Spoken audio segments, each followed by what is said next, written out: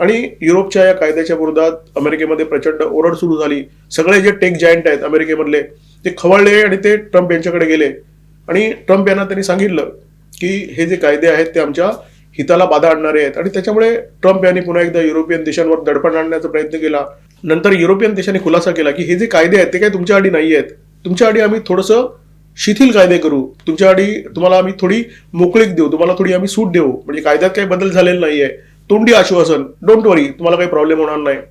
आणि इथे सुद्धा अमेरिकी कंपन्यांना लोंबकळून ठेवण्यात आलेलं आहे. पुन्हा एकदा नरोवा कुंजरोवा. अमेरिकी IT कंपन्या ज्या आहेत त्यांची जगात दादागिरी चालते आणि अमेरिकी सरकारवर सुद्धा दादागिरी चालते. या कंपन्या जेव्हा अमेरिकेमध्ये राष्ट्राध्यक्षपदाच्या निवडणुका होतात तेव्हा सगळ्या पक्षांना भरभरून पैसा देतात. ट्रम्प यांनी सुद्धा तो पैसा घेतलेला आहे आणि त्याच्यामुळे ट्रम्प यांच्याकडे त्यांची चालणार ही गोष्ट निश्चितच आहे. ट्रम्प यांनी त्यांना समजवण्याचा प्रयत्न केला, परंतु या कंपन्यांना माहिती आहे ट्रम्प जे बोलतील ते करतीलच असं नाहीये. त्यामुळे ट्रम्प यांच्यावर दडपण वाढत चाललेलं आहे आणि दोन्ही या ज्या घटना आहेत, एकतर मुक्त व्यापार कराराशी संबंधित आणि अमेरिकी टेक कंपन्यांच्या संबंधित, दोन्ही घटनांमध्ये युरोपने अशा प्रकारची भूमिका घेतलेली आहे की रिव्हॉल्वर तयार ठेवलेलं आहे. या रिव्हॉल्वरमध्ये कारतूस भरण्यात आलेली आहेत.